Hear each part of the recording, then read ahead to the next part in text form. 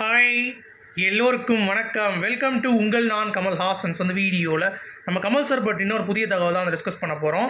So வீடியோக்குள்ளே போகிறதுக்கு முன்னாடி நம்ம சேனலுக்கு நீங்கள் வந்து புதுசாக இருந்தீங்க அப்படின்னா கண்டிப்பாக சப்ஸ்கிரைப் பண்ணிக்கோங்க. வீடியோ மறக்காமல் ஒரு லைக் பண்ணிக்கோங்க. இப்போ நம்ம வீடியோக்குள்ளே போகலாம்.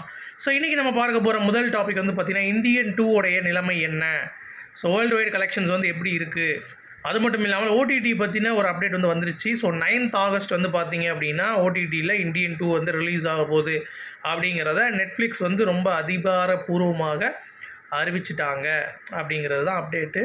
சரி, அப்போ ஹிந்துஸ்தானி 2 எப்போ ரிலீஸ் ஆகுது அப்படின்னு சொல்லி பார்த்தீங்கன்னா அது வந்து ஆகஸ்ட் 9 கிடையாது, அதுக்கு டேட் வந்து இன்னும் தள்ளி போகுது அப்படிங்கிறது தான்.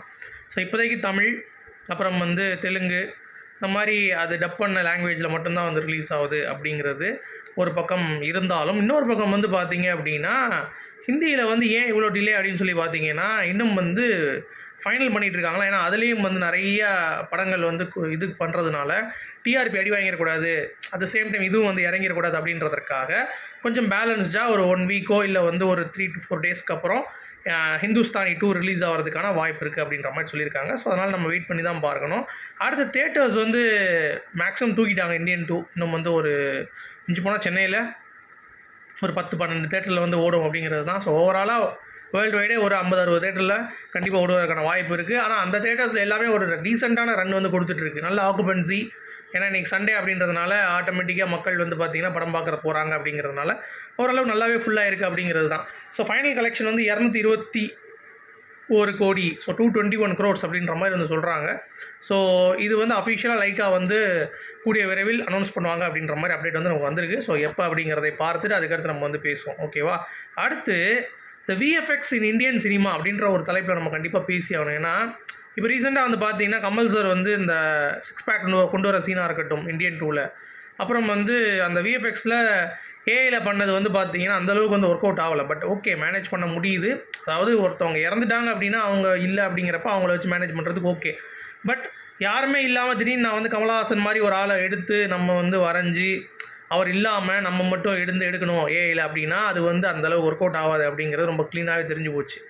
அது ஏன் அப்படின்னா நம்ம இதுலேயும் நம்ம பார்த்துருப்பீங்க, நீங்கள் இந்தியன் 3லேயும் வந்து அந்தளவுக்கு ஒரு அவுட்புட் கமல் சார் மாதிரி கொண்டு வர முடியுதே தவிர ஆனால் அக்குரேட்டாக கொண்டு வர முடியல. ஆனால் நீங்கள் இந்த படம் கோட்டு படம் இருக்குல்ல, இப்போ 3வது சிங்கிளில் பாருங்கள், விஜய் வந்து ஏஐ பண்ணியிருக்கானுங்க லைட்டாக, எவ்வளோ கேவலமாக இருக்குன்னு பாருங்கள். அதனால் டெக்னாலஜி வளர்ந்தாலும் 100% நம்மளே வந்து போய் நடித்தா தான் நம்மளுடைய ரியாக்ஷன் வந்து அங்கே வந்து கொண்டு வர முடியும். ஏஐலாம் வந்து போட்டோம்னா அது வந்து அந்தளவுக்கு இருக்காது அப்படிங்கிறது தான் எனக்கு தோணுது. ஸோ நீங்கள் என்ன நினைக்கிறீங்க இதில் அப்படிங்கிறத கண்டிப்பாக கமெண்ட் செக்ஷனில் சொல்லுங்கள். அடுத்து வந்து கமல் வைஸ் ரஜினி அப்படிங்கிறதே வந்து பார்த்திங்கன்னா பயங்கர ட்ரெண்ட் ஆகிட்டு இருக்குது. அதாவது கமல்ஹாசன் அவர்கள் ஆர்டிஃபிஷியல் நடிக்கிறாரு, ரஜினி அவர்கள் வந்து ரொம்ப நேச்சுரல் நடிக்கிறாரு. நான் ஒரு வட்டம் கூட கமல்ஹாசன் நடித்து அதை பார்த்து நான் அழுததில்லை அப்படின்ற மாதிரிலாம் வந்து ஒரு உருட்டு கும்பல் வந்து இறங்கி உருட்டிகிட்டு இருக்குது. அதான் வேறு யார் மென்டலன்ஸ் தான். அதாவது எதில் வேணாலும் நீங்கள் வந்து போட்டிக்கு வரலாம், ஆனால் ஒரு நடிப்பில் வந்து கமல் சாருக்கு ஒரு போட்டி அப்படின்னா அது எப்படி? ஸ்கிரிப்ட் எழுத தெரியணும், டைரக்ட் பண்ண தெரியணும், இந்த மாதிரி ஏகப்பட்ட விஷயங்கள் இருக்குது. டான்ஸ் ஆட தெரியணும். கமல் சாருக்கு தெரியாத கிராஃப்டே வந்து கிடையாது அப்படிங்கிறது உங்கள் எல்லாத்துக்குமே தெரியும். ஸோ அதை வச்சுட்டு நீங்கள் எந்த பேசிஸில் ஒரு காம்படிஷனாக ரஜினிகாந்த் வைக்கிறீங்க அப்படிங்கிறது தெரில, சரியா. அதாவது கமல்ஹாசன் இஸ் இன்கம்பேரபிள் அப்படிங்கிறது தான், அதுதான் வந்து பாயிண்ட். ஏன்னா கேஎஸ் ரவிக்குமார் கூட ஒரு இன்டர்வியூவில் சொல்லியிருப்பார் என்ன அப்படின்னா, ரஜினி அவர்களுக்கு வந்து என்ன தான் படம் ஓடினாலும் அவருக்கு ஒரு பேர் கிடைக்க மாட்டேது அப்படின்ற ஒரு ஃபீலிங் வந்து இருந்துட்டு தான் இருந்திருக்கு. வெதர் இந்த முத்து பண்ணுறப்ப அண்ணாமலை இந்த மாதிரிலாம் வரிசையாக வந்து அவர் பண்ணதுக்கான காரணம் வந்து ஒரு எமோஷன்ஸ் இருக்கணும் அப்படின்றதுக்காக தான் பண்ணியிருக்காரு. ஆனால் நீங்கள் ரஜினி ரொம்ப பயங்கரமாக அழுது பார்த்துருக்க மாட்டீங்க, சும்மா அப்படியே கண்ணை கசக்கிட்டு தான் போவாப்பில். அது கேஎஸ் ரவிக்குமார்னு சொல்லியிருக்காரு. என்ன அப்படின்னா, நான் வந்து ஒரு சீன் கமல் சார் நினச்சி எழுதிட்டு வந்துடுவேன், அவர் வந்து அதை பார்த்துட்டு என்னங்க இதெல்லாம் அங்கே தான் பண்ணுவாங்க, நான்லாம் பண்ண முடியாதுங்க அப்படின்னு சொல்லிட்டு ஒரு ட்ரை கூட பண்ண மாட்டாராம். அது வேண்டாம் நமக்கு அப்படின்ற மாதிரி. அப்போ கடைசி வரைக்குமே நம்ம வந்து கமலஹாசனாக வந்தோம்னா நம்மளை வந்து முடிச்சு விட்ருவாங்க. நமக்கு லாய்க்கு வந்து சிகரெட்டை வாயில் தூக்கி போடணும், முடியை கலைச்சி விடணும், கூலிங் கிளாஸ் வந்து பார்த்தீங்கன்னா திருப்பி போடணும், இவ்வளோ தான் அப்படின்றத அவர் வந்து மைண்டில் வச்சு தான் வந்து வேலை பார்த்துருக்காரு. அதனால தான் ரஜினி இது வரைக்கும் வந்து ஷைன் பண்ண முடிஞ்சிருக்கு அப்படிங்கிறது இதன் மூலமாக நீங்கள் தெரிஞ்சுக்கோங்க. ஏன்னா கமர்ஷியல் யாராலும் பண்ணலாம், ஆக்டிங் அப்படிங்கிறது வந்து பார்த்தீங்கன்னா அது வந்து ஒரு சில பேர் தான் பண்ண முடியும். அதுவும் கண்டினியூஸாக பண்ணுறது அப்படிங்கிறது கமல் சார் மாதிரி ரஜினிகாந்தால் தலைகீழ நின்று தண்ணி குடித்தாலும் ஒன்றும் பண்ண முடியாது அப்படிங்கிறதா நிதர்சன உண்மை. அதை கேஎஸ் ரவிக்குமாரும் வந்து பார்த்திங்கன்னா பேசியிருக்காரு. இது புரியாத சில அலமெண்டல்கள் வந்து பார்த்திங்கன்னா பண்ணிட்டு தான் இருக்கும், அதை அப்படி லெஃப்ட்டில் தட்டி விட்டு போயிட்டே இருக்க வேண்டியதான் அப்படிங்கிறது தான். அடுத்து ரைட்டர் பொன் இளங்கோ அவர்கள் கமல் சாரை பற்றி ரொம்ப மிகைப்படுத்தி வந்து பேசியிருக்காரு. என்ன அப்படின்னா, அவருடைய ஷூட்டிங் ஸ்பாட் அப்போ வசூல் ராஜெல்லாம் ஒர்க் பண்ணியிருந்தார் போல். அப்போ வந்து பார்த்தீங்கன்னா, மொபைல் ஃபோன்ஸ் யூஸ் பண்ணுறது அப்படிங்கிறது வந்து கண்டிப்பாக இருக்கவே இருக்காது அவர்கிட்ட. அதாவது ஸ்பாட்டுக்கு வந்துட்டானா மொபைலை தொடைய மாட்டார். ப்ளஸ் டைமுக்கு ஷார்ப்புக்கு வரணுன்னா ஷார்ப்பாக வந்து பார்த்தீங்கன்னா ஒரு கார் வந்து உள்ளே இருக்கும். ஸோ அந்த மாதிரி ரொம்ப வந்து பெர்ஃபெக்ஷனிஸ்ட்டு. அது மட்டும் இல்லாமல் புக்ஸு வந்து அவர் படிக்கிற புக்கில் நம்ம வந்து பாதி கூட கேள்விப்பட்டிருக்கே மாட்டோம். ஏன்னா அந்தளவுக்கு நாலேஜ் வந்து அவருக்கு வந்து புக்கில் இருக்குது அப்படின்ற மாதிரி சொல்லியிருக்காரு. அது மட்டும் இல்லாமல் வசூல் ராஜா படத்தில் ஒரு கிளாஸ் வச்சு அடிப்பார். சரி, அந்த கிளாஸ் வந்து அப்போ ரொம்ப அடிச்சிட்டோம் அப்படின்னா கீறிடும் உள்ள கிளாஸ் வச்சு பண்ணோன்னா. ஸோ அதுக்கேற்ற மாதிரி கிளாஸ் மாதிரி இருக்கணும். But at the same time வந்து அடியும் படக்கூடாது அப்படின்றதுக்காக ஃபாரினுக்கு ஃபோன் பண்ணி அங்கே இருக்க சில பேரை வந்து பேசி அவங்க இங்கே ஒரு கம்பெனியை வந்து ரெஃபர் பண்ணி இங்கேருந்து எடுத்துகிட்டு வந்து ஒரு 2 பேர் எடுத்துகிட்டு வந்தாங்களாம் அந்த கிளாஸை. ஸோ அந்தளவு ஒவ்வொரு சீனுக்கும் வந்து ஒரு மெனக்கடல் வந்து கண்டிப்பாக இருக்கும் கமல் சார் கிட்ட அப்படின்ற மாதிரி அவர் பேசுனது ரொம்ப அற்புதமாக இருந்தது அப்படிங்கிறது தான். அடுத்து கல்கி டீம் கமல் சாருக்கு பயங்கர சர்ப்ரைஸ் வந்து கொடுத்துருக்காங்க. என்ன அப்படின்னா பயங்கர ஹாப்பி அவங்க. ஏன்னா 1200 கோடி கிட்ட கலெக்ஷன் வந்துருச்சு. கிட்டத்தட்ட ஒன் அண்ட் ஒன்லி சுப்ரீம் ஆஸ்கின் அப்படின்ற மாதிரி ஒரு போஸ்டர் வந்து ரிலீஸ் பண்ணியிருக்காங்க. அது மட்டும் இல்லாமல் டைரக்டர் நாகாஷினும் வந்து ரொம்ப ரொம்ப ஹாப்பியாக இருக்கார் அப்படிங்கிறது தான். ஏன்னா அடுத்த பார்ட்டில் கமல் சாரை வச்சு நான் விளையாடுறேன் வேறு லெவலில் ட்ரம் கார்டை யூஸ் பண்ணி. ஏன்னா இந்த இடத்துல வந்து அவருக்கு ரெஸ்பான்ஸ் வந்து கமல் சாருக்கு வந்து ஒரு 2 சீன் வந்தாலும் சும்மா ஏகப்பட்ட ரெஸ்பான்ஸ் வந்ததுனால நாகாஷின் வந்து கொஞ்சம் அப்படியே குதூகலம் ஆயிட்டார் அப்படிங்கிற மாதிரி தான் தகவல். ஸோ வெயிட் பண்ணி பாருங்கள். அடுத்து தக் லைஃப் கமல் சார் பொறுத்த வரைக்கும் கால் ஷீட் வந்து பார்த்தீங்கன்னா கொஞ்சம் கொடுக்குறேன் அப்படின்னு சொல்லி, இல்லை ஸ்ட்ரைட்டாக கொடுக்குறேன் கொஞ்சம் வெயிட் பண்ணுங்கன்னு சொல்லிட்டு மணிரத்னம் சொல்லியிருக்காரு. அதாவது விட்டு விட்டாக தான் இருக்குது எனக்கு கால் ஷீட்டு. இப்போ இந்தியன் 3க்கு நான் பண்ண போகிறேன், பிக் பாஸ்க்கு ஷூட்டுக்கு போகணும், அந்த மாதிரி ஏகப்பட்ட விஷயங்கள் இருக்குது. அப்போ மணிரத்னம் சொல்லியிருக்காரு நான் வந்து ஒரு ஃபுல் டேடாக தரேன், கம்ப்ளீட்டாக நம்ம வந்து ஷூட் பண்ணிடலான்னு இருக்காரு. உடனே மணிரத்னம் வந்து அப்படி நீங்கள் பண்ணிங்கன்னா நான் வெயிட் பண்ணி இந்த படம் வந்து அப்படியே தள்ளிட்டே போயிடும். மணிரத்னம் பாருங்கள் எப்படின்ட்டு. நீங்கள் அதெல்லாம் யோசிக்காதீங்க. ஒரு நாள் இல்லை 2 மணி நேரம் எனக்கு கொடுங்க, நான் அதில் வந்து எவ்வளோ ஸ்பீடப் பண்ண முடியுமோ அந்த ஸ்பீடப்பில் உங்களை முடிச்சு தரேன்.